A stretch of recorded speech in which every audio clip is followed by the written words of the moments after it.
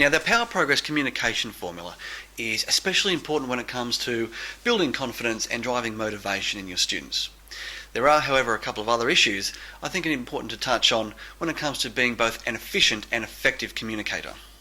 You see, good communication is about much more than just getting your own thoughts and ideas out and into the head of the person you're trying to communicate with. That's what a lot of people think good communication is all about, but there's more to it than that.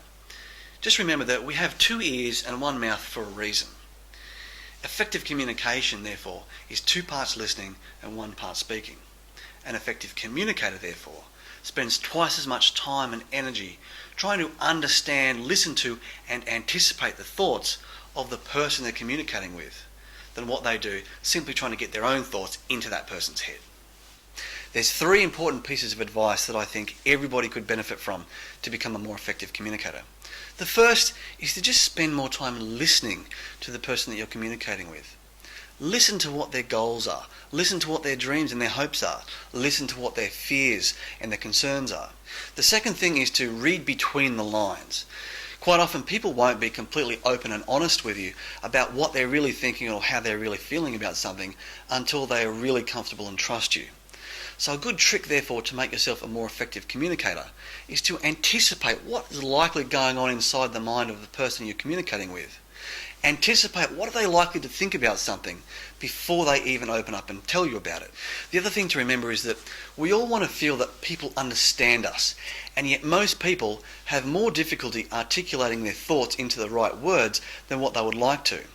The third strategy, therefore, to become a more effective communicator is to paraphrase what people are trying to tell you by expressing into words what they might be unable to do. Now, this strategy is often referred to as active listening, and is something that you'll come across anywhere where you're researching professional communication. So you're saying that being able to put into words what somebody else is thinking is an effective way to strengthen the bond when communicating with clients and students. Well, that's exactly what I was trying to say, actually. Geez, it really feels like you understand me better now. So now I'm more likely to trust you, open up to you, and I'm also likely to be less resistant to any new ideas that you were trying to get me to understand, which previously I might have felt a little bit uncomfortable about. So it seems like this active listening strategy might be really important then in the role of a professional tutor. Actually, yes, that's exactly what I've been trying to say. So now I feel a lot more comfortable dealing with you. And I can imagine that would probably be really important for you guys too, and you'd probably face a lot of challenges with tutors when they don't do this well. That's right, actually. How did you know? And I can probably imagine that in your situation, being able to get that message across to your tutors about the importance of active listening would have a big impact on helping you to achieve your goals of facilitating efficient communication between the head office, parents, tutors, school teachers and students, and everybody that's involved in the communication process. It's like you read my mind. Are you psychic? You must have superhuman powers. How could you possibly know that when I didn't even tell you that? You're really intrigued to know how I knew that, aren't you? Oh my goodness, I was actually feeling intrigued right that moment.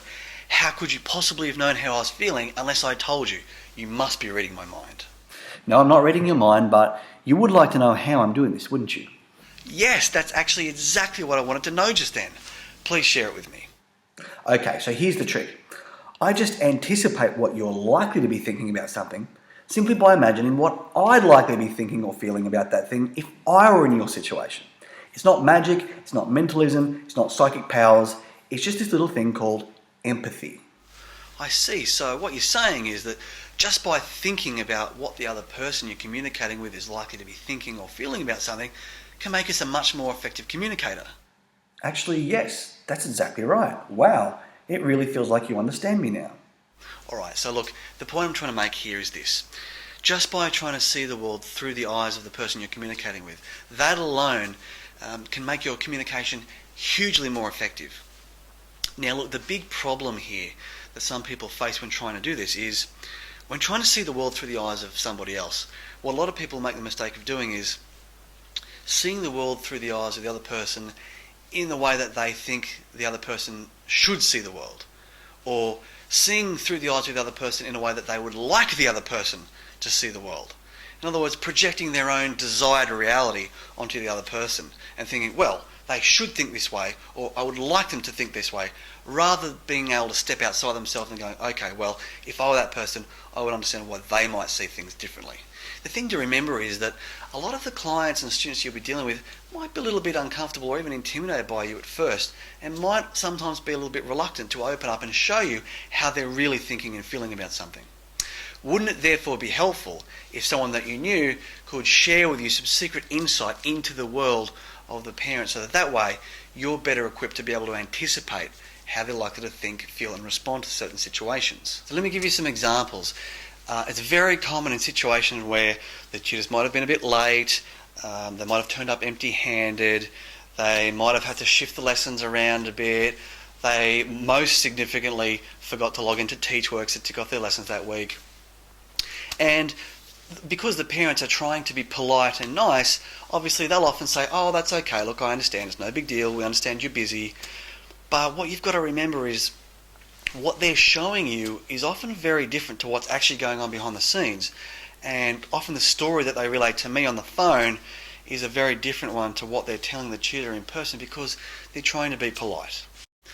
In just about every situation where a client has called up to complain about a tutor or even decide to discontinue because of the tutor's unprofessional behaviour, almost all the time the tutor has turned around and been completely surprised and said, look, I might have been late once or twice, and I may have forgotten to log into TeachWorks a couple of times, but look, it's human error, it's no big deal. It wasn't my fault. I had no idea that they were this frustrated. So as I'm sure you can imagine, here behind the scenes, we get to see certain patterns that happen time and time again. Now, I'm a big believer in learning from one's mistakes, and especially where possible, learning from somebody else's mistakes that's already made the mistake before we have to. So what I did for a year, I kept a log of every time we had some kind of problem, some kind of hurdle, some stuff up, so to speak. I'd always write down what the stuff up was, what was the cause of it, and what could be changed to prevent that from happening again. And after a year, after looking at the stuff ups that had happened over a consistent period of time, as a result, this video training series came about based on that. So everything that you've seen in this video training series is actually the result of past problems and giving you strategies on how to prevent them, so that way you don't have to learn from your mistakes, you don't have to make the mistakes. If you follow the strategies that I've given you in this video series, you should be able to prevent them and learn from the people that have already been before you. So to summarise, remember that the key to professional and effective communication is empathy and active listening.